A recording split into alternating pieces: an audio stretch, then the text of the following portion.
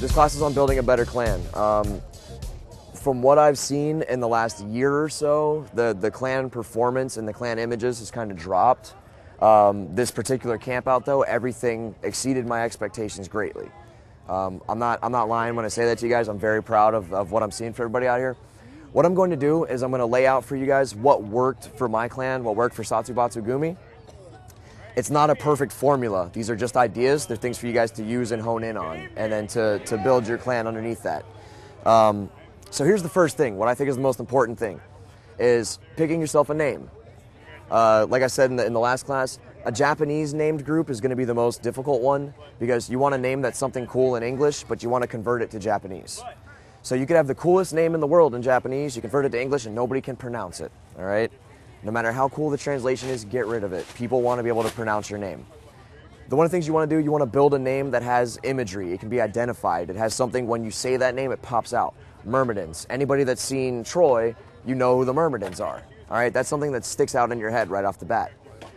When building, Vikings would be a culture. When they see Vikings, they think Vikings. But when you build your group around a name, and that name is going to be the basis of like your combat philosophy, is what I like to call it. Why you guys fight, what you guys are doing out there, and what you're fighting for. For instance, Satsubatsu-gumi. When I thought, how did we want to go out there and how do we want to fight? What do we want to be known for? When you translate it, I wanted the group to be the brutal group. Plain and simple, brutal group.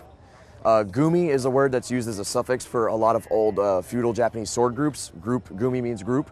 Satsubatsu, when you translate it, means brutal, bloodthirsty, or savage. So when my guys go out there and fight, if you would refer to them as something that is in the lines of brutal, bloodthirsty, or savage, win, lose, or draw, we did our job. That's all I care about. That's the highest compliment you could pay to me. Build your group around an image and a persona, something that they can latch onto. This is how you start building something bigger than the sum of its parts, all right? The best way that you can make a group work is you get people that find that they give more to that group than they do to themselves.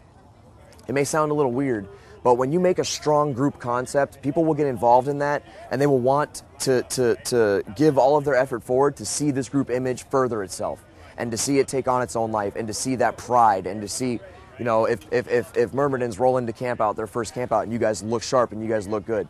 If you guys go home and you have that pride in that unit, you guys are going to say, hey, we hit the scene hard, we did it right, but what are we going to do next time? That's how you guys should look at it. Every group here, we're talking about making a new group. When you make a new group, events like this, they're your showcase. It's your time to shine when you come out here. I saw 6, 7, 8 Facebook posts of people, just pictures of garages and rooms littered in foam and armor pieces before camp out. These people are grinding because they want to look good when they come out here. So that group mentality, I'm going to keep touching back on that. But the name at its core is one of the most important things. Make a name that's either identifiable already with something that you can stand behind. Make a name that's going to be a persona, or it's going to be that kind of philosophy for your group. And just make a name that people can recognize. As much as you want to use complications, we're Satsubatsu-gumi, I use Satsu for short. Everybody here, before you come to camp out, you heard of Satsu at least once, right? Yeah. It's like a name brand. You throw it out there. So make something that people can use. Got that? Your iconography, your symbols, your imagery. That's how you're going to be the second most important thing. That builds unit pride, that builds unit discipline. When you all go out there in the same colors, when you all go out there in the same style of armor, when you all go out there in the same style of garb. You look around and you see, when I'm standing in the middle of Satsu and I see 50 red and black brothers ready to go, nothing gets me more pumped up.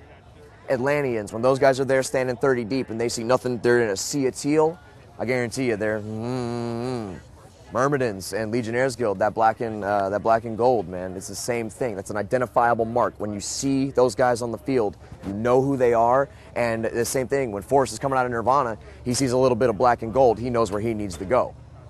Those colors and that imagery, that symbolism, you need something. Satsu has its 5 rings. The Vikings, Sarah LeMay's Vikings, they have the wings. The Vikings, more in particular, Mjolnir. Mjolnir. Who else am I looking at as far as symbols go? Anihoko, they've got the yin yang style symbol. Make a symbol something that your guys they could sit in the middle of class and sketch it on their notebook. Because I mean, most of you guys know half the time when you're daydreaming, you're here. Am I lying? All right. I mean, it's sad but true, but that's what it is. So this name and this imagery, now that you have this, these should be the things that you build when you say, I'm building a new group. I'm building a new group, this is what it is, and this is what it's going to look like. When you start recruiting new members, you draw these members in, and you bring them into this atmosphere. We discussed this earlier. You guys are running armies, okay? You're running little weekend warrior armies. You are teenagers and young adults, the majority of you, and you're running an army. Everything from getting weapons to your guys, from getting armor to your guys, to the logistics of moving your guys, to the logistics of feeding your guys. You do what old school armies did, okay? This is something that requires a fair bit of discipline, okay? From an administrative level and from a foot soldier level, all right? Your admin cannot be expected to think and concentrate without a certain level of discipline. Discipline builds unit pride, it builds unit structure. The one thing you have to encourage with discipline is nobody is above discipline. I may be the emperor, I run gassers at Satsu, all right? Nobody is above that discipline. If you mess up, you're held accountable for it. One of the things that we talked about that's really important, over the years in Watts, this has been a stigma that's kind of hurt a lot of things. It's hurt a lot of friendships, is everybody has a voice in your unit, okay? They don't have a voice in the middle of lineup when you have an admin out front speaking. Let's be straight there. But if something's going the wrong way, or if someone has a suggestion, or if someone has a problem or an issue on free time, that is something, no matter what, if they're a week or two new, that's something they're allowed to take a 5-year administrative veteran off to the side and say, hey, this is an issue that I'm seeing, and you can at least set them straight, or you can see an issue that you weren't paying attention to, and you can take care of that. So we run these on a dictatorship when it's time to get down to work. When we call lineup, when we call formation, when it's time to train or when it's time to fight, we expect 100% discipline. When you guys are on break time, you're 100% approachable. Admin, do you hear me? I don't know how many admin I have here, so I'm sorry. But admin, you have to understand this. You should be approachable members of your clan. You should still command that respect and that authority, but anybody is allowed to come up to you and say, hey, I have this issue, or hey, I have this problem, or hey, I have a question or a suggestion. Some of the best ideas you can get are from new people coming into your clan. Some of the worst ideas you can get are from new people coming into your clan. So they have to understand there is a fine line. Don't waste all your time coming to talk to me, because everyone's going to come up to you and be like, can I make a Buster Sword? No matter what, every new person's going to ask you that. So, and you're going to be like, yes, you can, but you're wasting your time. Admin, be accessible. Another thing is new people, new people, new people. Mitosis is the name of the game. You have to recruit and you have to expand. The more places we are, the more places people can see us, the more people we're going to get. When a new person walks onto that field, you should already have people determined. They're like your welcome wagon. They're your coalition. As soon as they walk on the field, if you have girls in your group, okay? I mean, this is a business strategy. If you have girls in your group, send the girls to welcome the new people. It's not even that. It's not even that. You go and talk to if you send girls, girls are more approachable. If you have a bunch of dudes, if Forrest came walking up to me, all right, let's look around this campground here, all right? Let's be honest, 50% of the people out here are jocks. Some of these guys do come from a sporting background. 50% of us are social inepts, okay? We are nerds that do not get out of our rooms very often, okay? A lot of these people also, this is an amazing social circle. That's what your clan should be. I'm going to get to that. Your clan should be one of the best social circles in the world. But these big organizational campouts, they're another one. But when I walk up to something, imagine me being a 90-pound dripping wet Pokemon nerd, right? And Forrest walks up to me, you know, blonde hair waving in the wind, pecs and everything, and he's like, "Hey, you want to fight?"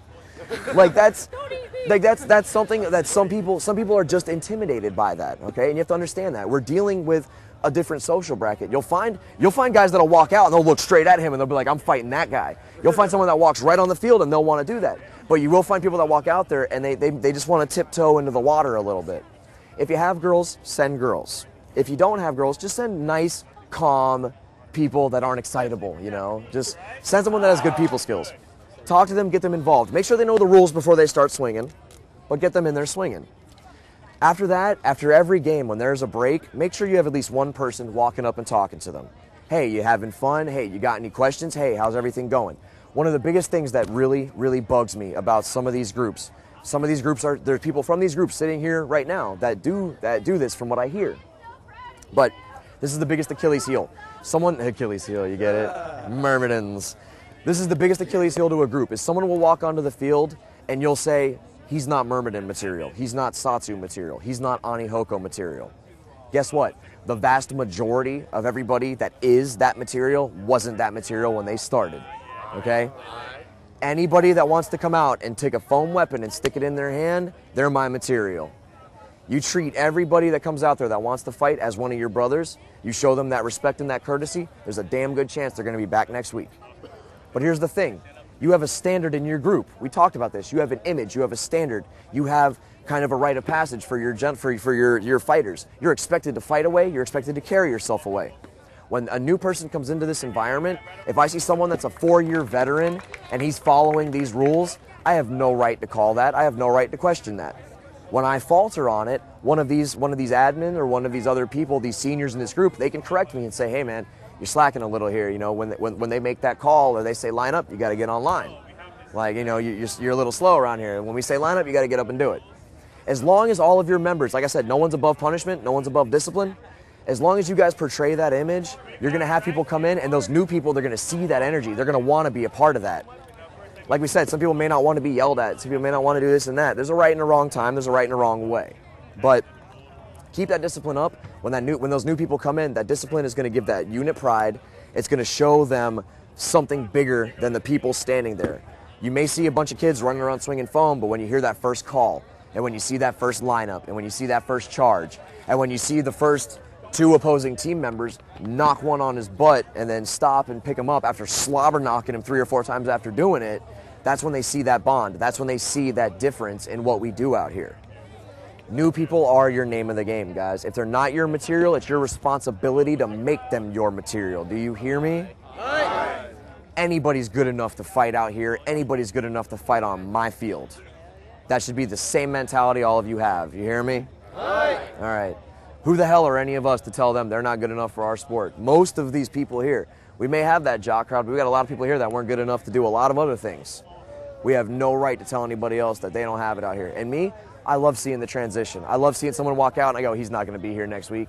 And then I see him week number 2. Then I see him week number 3. Then 2 years down the road, I see him back here as one of my admin. I love seeing that. I absolutely love seeing that. I love seeing the kid come out that's just, every time he gets hit, and then, you know, a couple months after fighting out there, he's the one in front of the charge, just in there getting it. He may or may not kill somebody, but damn it, he's leading the charge and he's getting something going. You're giving everybody something different than their regular life. You're giving something better than the norm, all right? What we're doing out here, take away the foam weapons and put real weapons in their hands. This died out 200 to 300 years ago. When the samurai were wiped out, this has not happened. Open field, other than LARPers, open field combat with you standing shoulder to shoulder with your brothers and your sisters that you trained with and experiencing that rush of combat and covering your brother and feeling that thrill of victory and sometimes that kick in the nads of defeat. People don't feel that anymore. You can go onto a football field, you can go onto a soccer field, you can go anywhere else. There's a feeling you get on this field being out there with your team of people that you put together your damn self and you drove them here your damn self and you're feeding them your damn self. You guys built this all up yourself. There's a special feeling that comes in with that. And as much work as I put into this and as much heartache and as much stress and as much as I just want to kill myself sometimes, 80% of the times I want to freak out here. 20% of the times it is pure bliss. 20% of the times it makes up for all of that crap. When I see everybody out here doing this, you should be able to do the same thing at your clan. When you're standing there with your unit at a practice, if you've got 5 people there or if you've got 50 people there, at the end of the day and in the middle of that practice, you should be able to step back and just say, look at what we're doing. And that should be enough. That's where all this pride comes in. Take the utmost pride in your unit. Your unit is the most important thing in this whole foam sword fighting realm. You should be more proud of nothing than your clan and then your unit. Do you understand? Aye. When you build a clan, when you make something fresh, make it something worth being proud of. You guys hear me? Aye. If you're gonna make a clan, make it something worth being proud of. What I'm spewing to a lot of you guys may seem like just a bunch of philosophical BS, and it's like he's not really hitting any big points. You have to put your own twist on it, guys. Like I said, it's not rocket surgery. There's a certain formula you can follow, but you guys got to put your own twist on it, you know? Your own style, your own pizzazz. Take that idea and run with it. I'm an open book. I love talking shop with people, not necessarily on my free time at camp out, but if you guys catch me on Facebook and you know anything about me, I'm always on there. If you need help starting up groups, if you need help getting anything going, you can come and hit me up. Also guys, you're surrounded by knowledge out here. You are surrounded by it. Talk to people. If you hear about a successful group, go talk to some people about it. All right, find out what works, find out what doesn't. Not everything's going to work at your group. You have to find that special blend. Everybody hear me? Aye. Quick questions. I was going to say another thing to add to that. If you're going to make a group, don't just be like, oh, get this idea, make it, and then let it drop. If you're going to make it, put pride into it and actually make the group and stick with it. If it doesn't work, then you're doing something wrong. This is a very good point. If you're going to make a group, it takes one strong force. It takes one strong driving force, that one strong leader, that one strong daimyo, or whatever, you know, these other cultures are having. That one tiger can take a whole area. That's what I did in West Palm Beach. There was nothing in West Palm Beach when I got recruited into this. It takes one tiger, and from my efforts and my work, I have, you know, this clan that I'm utterly proud of. One guy can make that difference. That one guy, which I didn't touch on this, that one guy, he needs support, okay? All of you guys here, no matter how big and bad Forrest is, no matter how big and bad I am, no matter how big and bad Pac-Man or Sheehan, we'll give him some props. No matter how big and bad any admin is, he cannot do it himself, and the second you start taking him for granted and you start letting him shoulder all the responsibility, he's going to do it. The only reason he started this clan is because he has that drive. He's going to take 100% of that effort, but he's going to burn out fast. He's going to burn out fast, and without that guy in charge and without that guy for your guys to rally behind, you're going to fall apart. Or you have to have that second tiger to jump in, but it shouldn't get there. If you have a guy that's running and he's doing the show, you should let him focus on the important stuff, and all you guys underneath him, it should be your first and utmost duty to make sure he has no worries in the world.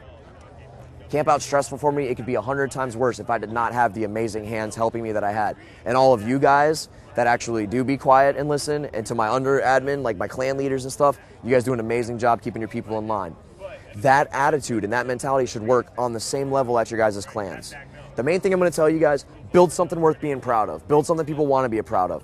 It should be something, when I walk up on it, I look at it and I go, damn, I don't even know what's going on, but I want to go out there and do that, all right? After you've got that image and that mentality, build it into your guys. This is foam sword fighting, guys. The last thing I'm going to say, this is foam sword fighting. I love it. It's near and dear to my heart, but at the end of the day, it's foam sword fighting. Say it with me now. This is foam sword fighting. We are foam sword fighting. There's a lot of pride at stake. There's a lot of people put a lot of their, blood, sweat, and beers into this. All right, we do a lot of work for this, but guys, it is foam sword fighting. So don't let this ruin your friendships. I've seen it happen. Don't let it start these stupid inter-unit beefs. Don't let it start drama here. At the end of the day, we're all here to hit each other. Am I right or am I wrong? We don't need to do it with anger because we have enough simulated anger as it is. The main thing you can do with your group is encourage your group to be a tight-knit family that's got each other's back. Above your unit being the most important thing, your organization is the most important thing. When the Myrmidons are taken care of, you guys should be checking out the rest of your Greco-Romans. And they should know, as soon as we're done, we got to make sure they're squared away. Once they're squared away, we can relax. Satsu, the old saying, Satsu's got you. When Satsu gets here, we make sure we set our stuff up, and then after that, if we see anybody parking with a bunch of gear, we're there, we're helping them. We're helping you set up tent sites. Take care of your unit, then take care of your org.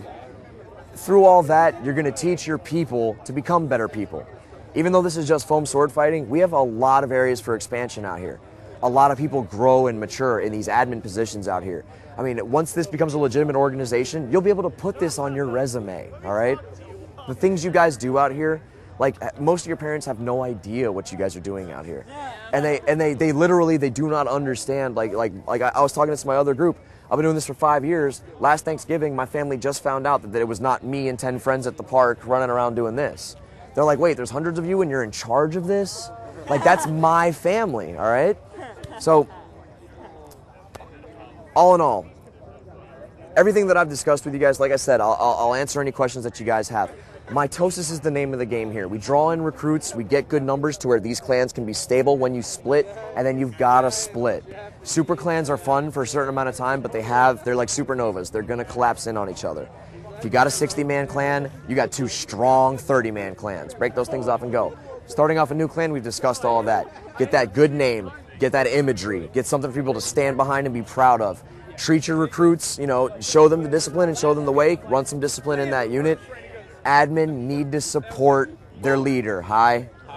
Above all else, if you have a very strong leader, if you have a good leader, as a matter of fact, if you have a leader that's worth the shit of following, if he has 2 guys, if he has good admin at his backs, he will not fail. You understand me? Those 2 admins should be able to whip that clan into shape and handle everything that needs to get done. Those underling admin, if you have these pipe dreams and you want to be the guy in charge and stuff, you're more important underneath that guy. Hi? Last thing I'm going to say, those two guys got to be very vocal, they got to be seen, and they got to be heard. One of them, the best way to do it, make him your instructor. Make him your guy kind of sharking, checking people out, straightening them out, have him be the guy teaching classes and doing instructional periods. That second guy, that's your pit bull. When he gets his mouth going, it's because someone's in trouble, all right? Punishment is an important part at maintaining discipline sometimes. If you guys call a lineup and you get people dicking around, that's time for a punishment. Send them on a gasser, invisible chairs, something like that. Don't get excessive with your punishments, and remember, nobody's passed punishments. Hi? All right. Guys, just don't let the power go to your head is the main thing. This is foam sword fighting. Say it with me now. This is foam sword fighting. All right, we're all here to have fun and hit each other with sticks. Any more questions? What is a good starting group size? That's a good question. What is a good starting group number? There really isn't a perfect number. I started off at like 4. The main thing is if you start fighting, you get in a visible location, and you have to start early on with just friends, friend of a friend. Bring your buddy out, bring your buddy out. I forgot to tell you guys this, Watts, we're making some money at these campouts. We're going to start taking care of you guys and giving back. We are doing recruiting packages with maybe the next month or so. We're going to send this stuff out in the mail to you guys. You're going to have flyers and you're going to have business cards, okay? The sponsorship stuff, it's looking like it's going to happen, and a lot of good things are going to happen. I don't want to spread too much word, but it's looking like that's going to happen. So along with that and these recruiting packages to back you guys up, guerrilla street teaming is the way to go. Start plastering some stuff in towns. Yo, look, you know the guys when you see them. If you're walking around the mall and you see someone with a Triforce necklace or a Death Note t-shirt, hit them up. It's right there. Look, go to your comic book stores, go to your GameStops, go to your nerd hangouts, man. Hookah bars. Half these people here are smoking hookahs. Go to all these places. Listen, go to all these places, build a rapport with the management, bring these flyers and just say, hey, can I leave this on the counter? The Japs have Uncle Samurai. If you look at that poster, it's a samurai pointing at you like this. You can't walk past it and not stop and read it. Sit that on a counter at a GameStop. Tell the people behind the counter what it is. Just say, yeah, it's like role models, but with more violence. Tell them that. Someone will ask. Yeah, someone will ask, and then you get them that way. Recruitment's a big deal. We will have plans for recruitment coming down the pipe. Yes, Piper. Where's the line drawn between your administrator being your friend and being your admin? The main place that this is a very good question. I was roommates with one of my under admin. Okay, we lived together. We were buddies. Yeah, this guy. We were buddies the whole way there. When we got out of the car, we were still buddies. But as Satsu knows, when we yell Satsu, what time is it? Shut the fuck up time. Yeah, like it's crude. But when we yell Satsu, it's shut the F up time. So me and him are best friends in the world. If I call Satsu and he's still running his mouth, best friends, roommates, been fighting together for 3 years. He's won 5 Kenjutsu Beach, gasser. I'm running his ass. If I get caught after a Satsu call, I'm running a gasser. If you guys are real friends and you guys are legitimate admin, he should know. As soon as he runs, he should know, he got me, all right? If he does have beef and he wants to make it an issue, you guys got to do that off to the side. Admin, do not quarrel in front of your regular foot soldiers. Everybody got that? Another thing, I'm going to finish up with this. Praise in public, punish in private. Everybody hear me? If you have to deal with issues, the only issue that I say is worth calling out in front of everybody and making an issue out of it is sloughing. You're going to get those clan sloughers that come out, and they're going to be habitual sloughers. The first thing you do, try it like this, pull them off the side, be like, look, man, I don't know if you're just not feeling your shots, but you got to get into that groove, start feeling your shots, or people are going to start getting mad at you thinking that you're a slougher. After that, it's pretty much up to the clan to just start calling them out, But other than that, if you have problems or you have issues or if anything needs to be handled, You praise in public. When people do awesome, you let them know. You let them know in front of all your people. You make sure they get that credit. Everybody hear me? You earn that credit, you be sure they give that credit. And that's going to build that guy up too. You got a 2-week, 3-week fighter. If he comes in there and takes down your 2-year veteran, you make sure he knows that he did an awesome job. Everybody hear me? Punish in private. If you have to handle issues, especially inter-admin issues, some admin issues get sticky and you don't want to handle this stuff in front of your... When the admin are messing up, you lose that, that image of pure leadership, of strong leadership. That's when stuff can start going awry. So handle all those issues in private, do all your praising in public. Other than that, guys, do we have any questions? When's a good time to split a big group into 2 smaller groups? The best time to split a group into 2 small groups, I'll make this the last one. Splitting a group is a tricky area. The main thing you want to be sure is that the 2 groups can stand on their own 2 legs, gear-wise and leadership-wise. The other thing you have to understand is Satsu did it, we were 60 deep and we split into 3 clans. You have to be very clear, and a split is a dangerous thing because people start taking it personally. They think you're playing favorites. A lot of times, the best way to split is at least 40 people. If you have 40 people, you split your clans, you got 20 at each part. That's a good number to have. Try to get the parts close to each other. So even though they split, you guys can, like twice a month, meet up and raid each other. Groups in Orlando, groups everywhere. When you build a fresh group, give them something to work towards, mini raids, all right? Especially if you're in Orlando, get a hold of another park a couple days ahead of time, be like, hey, we're gonna come check out your practice, we're gonna come raid you guys. That'll get you guys something to get pumped up about, they'll get the garb out, they'll get the armor out, you guys go and have a good day. A good time to split though is when you have strong leadership in place. I'd say at least 20 between the 2. Try to split close to each other so you can still fight a lot together. But the biggest problem with that is just social issues. It's when the buddy-buddy thing starts happening. Another good time to split is when you see those tigers popping up. When you have good admin in this clan, but you're seeing 2 or 3 others pop up and they're like, ooh, like you can tell they need to run another clan.